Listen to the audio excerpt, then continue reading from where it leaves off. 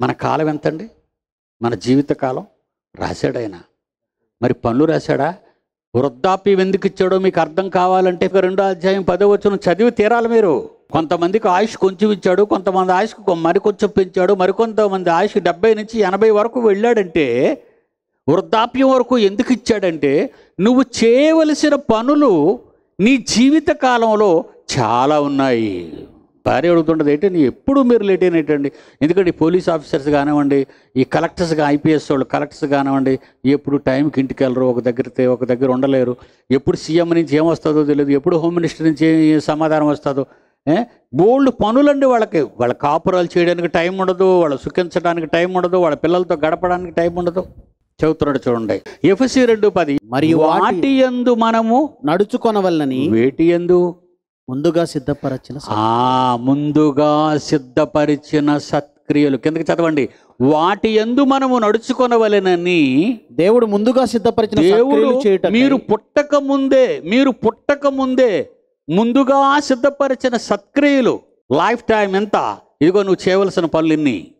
అంటే మన పనులు, దేవుడిచ్చిన పనులు ముగించుకోవటానికి మనకి 33 పడతాయా? యేసుక్రీస్తులాగా, అపోస్తులుడైన పౌలులా వృద్ధాప్యం వరకు ఉండాలా? పేతురు గారిలా వృద్ధాప్యం వరకు ఉండాలా? యోహాను గారిలా పద్మాసు దీపంలో వృద్ధాప్యం వరకు ఉండాలా? అంటే ఇప్పుడు చదువు నాయన. దేవుడు ముందుగా సిద్ధపరిచిన సత్క్రియలు చేయుటకై మనము క్రీస్తు యేసునందు సృష్టింపబడిన వారమై ఆయన చేసిన పని అయి ఉన్నాము. అదండి ఇక్కడ ప్రాజెక్టు. ఇది ప్రాజెక్ట్. మీ ఆయుష్కాలంలో మీరు ఎన్ని పనులు పూర్తి చేయాలో, దానికి ఎంత కాలం పడుతుందో అదే మీ ఆయుష్కాలము కీర్తనల గ్రంథంలో రాశాడు. ఏమని? ఆయన దగ్గర ఉన్న ఒక గ్రంథంలో రాశాడు. ఇప్పుడు చదవండి అక్కడ కీర్తన 139:16. నేను పిండమునై ఉండగా నీ కన్నులను చూచెను, నియమింపబడిన దినములలో ఒకటైనను నాకు కాకముందే నా దినములన్నీయు నీ గ్రంథములో లిఖితము. పరిశుద్ధ గ్రంథము కాదు, దేవుని దగ్గరున్న జనన మరణాల మానవ గ్రంథం. ఇప్పుడు అర్థమైందా మీకు ఎందుకు ఇన్ని సంవత్సరాలు ఇచ్చాడు? వృద్ధాప్యం ఇచ్చాడంటే వృద్ధాప్యం వరకు నువ్వు తనలోనే ఉండాలి. నేను ఒకసారి ఒక మాట చెప్పానండి. లాస్ట్ ఇయర్ బ్రెయిన్ ఆపరేషన్కి వెళ్ళకముందు అవనిగడ్డలో మీటింగ్లో మాట్లాడుతాను. That's last day.